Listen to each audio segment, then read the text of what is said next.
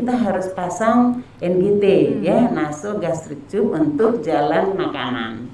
Ya, kemudian kita harus cegah terjadinya komplikasi, ya, komplikasi medik. Sering sekali terjadi pada masa perawatan terjadi komplikasi medik, ya, karena kan pasien dalam kondisi lumpuh misalnya sehingga dia tidak bebas bergerak, ya, bisa terjadi dekubitus, bisa terjadi infeksi saluran pernafasan atau bronkopneumonia, bisa terjadi infeksi saluran kemih atau stres ulcer. Nah, itu harus kita atasi. Apabila ada, tentu infeksi kita berikan antibiotik, ya. Kalau pasiennya ada penyakit lain seperti disertai dengan kejang, itu kita berikan obat anti kejang, ya. Untuk obat-obatan untuk mencegah berulang, ya, untuk mencegah berulang pada kasus yang stroke iskemik, kita bisa berikan obat anti agregasi platelet. Nah, apabila penyebabnya adalah masalah jantung, atrial fibrilasi, biasanya pilihan kita adalah golongan antikoagulan. Begitu Dokter Fitri. Selain itu ya tentu penanganan antihipertensinya harus kita tangani. Dan faktor-faktor resiko lainnya ya, Dok. Begitu, Dok. Ya. Nah, Dok, pada pasien-pasien stroke akut ini, Dok, salah satu faktor resiko yang paling sering muncul itu adalah hipertensi. Pada pasien saat datang itu tekanan darahnya tuh tinggi, Dok. Apakah ada perbedaan, Dok, untuk tata laksana hipertensi pada pasien stroke akut dibandingkan pada pasien hipertensi biasa, Dokter? Iya, betul. Ini menjadi perhatian khusus ya buat kita dokter yang sedang bertugas. Sangat harus menjadi perhatian kita adalah hipertensi. Hipertensi pada fase akut stroke itu adalah lazim terjadi. Meskipun dia tadinya tidak ada hipertensi, ya, itu adalah mekanisme patofisiologis. Itu upaya otak itu untuk mencukupkan aliran darah ke darah yang mengalami iskemik yang kita sebut dengan penumbra.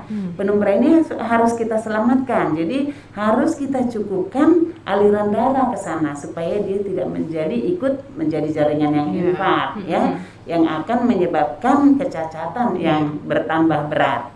Ya, kemudian kita bagi nih pasiennya stroke iskemik atau stroke hemorrhagic, ya.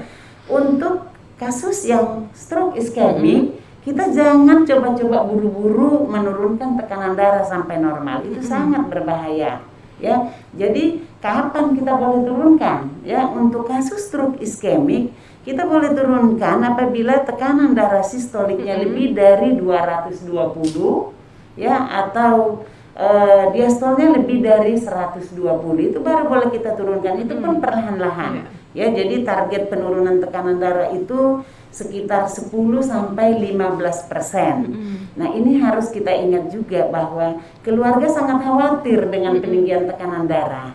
Jadi kita harus perlu kita jelaskan kepada keluarga bahwa ini kita sengaja tidak turunkan sampai normal, ya, supaya dia jangan salah pengertian, nih dokter kok nggak bisa menurunkan tekanan darah keluarga aku sampai bagus, ya, dia taunya kan begitu. Jadi kita jelaskan bahwa ini sangat diperlukan untuk kondisi stroke-nya karena perlu aliran darah yang cukup ke darah yang sumbat supaya dia tidak menjadi cacatnya nanti akan menetap. Nah, kemudian untuk pasien yang tadi, kalau sekiranya pasien itu kandidat untuk trombolitik terapi, itu memang harus diturunkan apabila tekanan darah lebih dari 185 mm raksa atau diastolnya lebih dari 110. Ya, itu segera turunkan untuk sampai dia nanti di bawah 185 baru kita boleh berikan trombolitik agent. Nah, sekarang apabila pasien itu stroke hemorrhagic, ya, stroke hemorrhagic ada intracerebral, ada perdarahan subarachnoid, ya. Untuk perdarahan intracerebral, ya, itu apabila tekanan darah lebih dari 200, lebih dari 200 dan MAP lebih dari 150 kita turunkan. Segera kita turunkan dengan memberikan obat antihipertensi secara intravena yang kontinu dengan pengawasan yang ketat. Ya, awasi ketat, turunkan, kita mulai dosisnya 5 mg per jam, kemudian kita awasi setiap 5 menit. Boleh kita naikkan dosisnya 2,5 miligram per jam, kita ulangi lagi, awasi lagi, kemudian sampai maksimal dosnya 15 miligram per jam, dan target tensi kita juga di 160 ya, atau sampai 140 lah milimeter air raksa. Nah, untuk tekanan darah yang lebih dari 180 ya, sistolnya lebih dari 180 dan MAP-nya lebih dari 130 disertai dengan peninggian tekanan intrakranial, juga kita turunkan yang kita berikan obat antihipertensi tadi yang intravena, kemudian kita berikan obat untuk menurunkan tekanan intrakranial ya. Kita biasanya memilihkan cairan yang hipertonik seperti manitol ya, manitol 20%. Nah, apabila tekanan darahnya lebih dari 180 mm air raksa dengan MAP lebih dari 130, itu dia tanpa peninggian tekanan intrakranial, kita boleh berikan obat antihipertensi intravena dengan pengawasan yang hati-hati ya, jangan juga terlalu turun. Kemudian kalau dia tanpa peninggian tekanan intrakranial, kita awasi, kemudian boleh diberikan yang kontinu atau intermittent. Nah, ingat target kita di 140 sampai 160. Nah, perdarahan subarachnoid biasanya kita turunkan sampai 140, 160, dan biasanya kita berikan obat untuk mencegah vasospasme. Sering sekali terjadi pada perdarahan subarachnoid bisa terjadi vasospasme ya, sehingga terjadi delayed cerebral ischemia. Ya, itu kita berikan obat kalsium channel blocker, misalnya nimodipin begitu ya. Ya, dianggap dia sebagai neuroprotector dan juga mencegah vasospasme tadi. Begitu Dokter Putri. Iya, ya gitu ya sahabat Perdosi, ternyata cukup harus teliti untuk tata laksana hipertensi sendiri dan cukup berbeda dengan tata laksana hipertensi pada pasien biasa ya dok. Nah dok, ini mungkin karena waktu kita sedikit sudah mepet nih dok.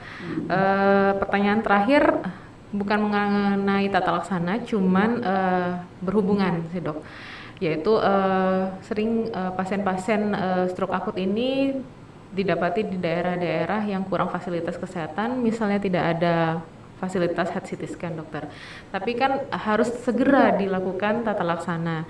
Nah, bagaimana cara membedakan ini stroke iskemik atau ini stroke hemorrhagic pada pasien-pasien tanpa fasilitas yang cukup memadai dokter? Apakah ada suatu scoring atau suatu metode yang bisa digunakan dok? Ya betul ya Dokter Putri. Jadi di daerah yang tidak mempunyai fasilitas untuk pemeriksaan head CT scan, kita bisa menggunakan alternatif alternatif yaitu berupa scoring skor yang lazim kita gunakan, ada yang dikenal dengan Sirirat Stroke Score.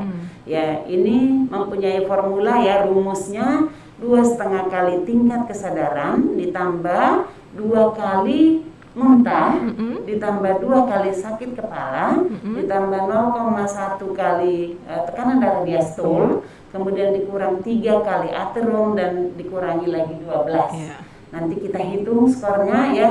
Jadi kalau tingkat kesadaran itu, apabila tingkat kesadarannya baik kita beri nilai 0, kalau tingkat kesadarannya dari apatis sampai ke somnolen diberi nilai 1, kemudian kalau koma kita beri nilai 2, jadi 2,5 kali 1 misalnya apabila penurunan kesadaran ya. Kemudian kalau ada muntah diberi nilai 1, tidak ada tentu 0. Kemudian nyeri kepala juga kalau ada diberi nilai 1.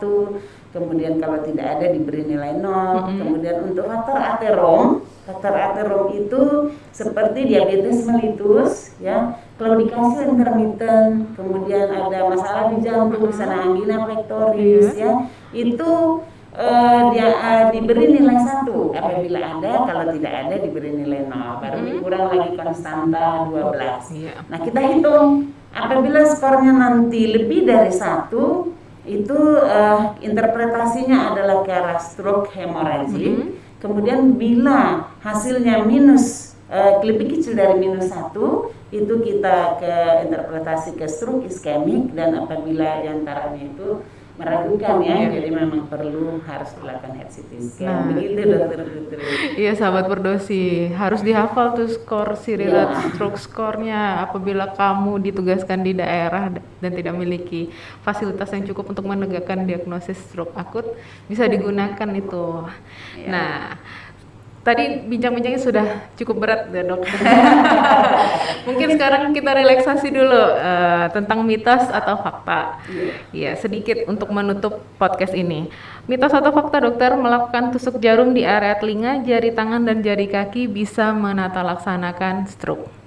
Mitos ya, itu mitos, dan ini perlu perhatian kita untuk memberikan penyuluhan kepada masyarakat supaya mereka tidak menganut paham yang salah ini ya. Jadi sering sekali memang keluarga itu melakukan tindakan seperti itu karena mereka menganggap ini stroke pasti tekanan darah tinggi. Jadi dengan menusuk tentu bisa menurunkan tekanan darah. Jadi dengan mengeluarkan darah setetes dianggapnya bisa menurunkan tekanan darah. Padahal selain dia itu tidak bermanfaat, juga dia menimbulkan risiko infeksi terhadap pasiennya. Iya, jadi sahabat Perdosi, setetes darah yang kamu tusuk itu tidak akan menurunkan tekanan darah, malah mungkin bisa menaikkan tekanan darah ya dok, karena nyeri sakitan.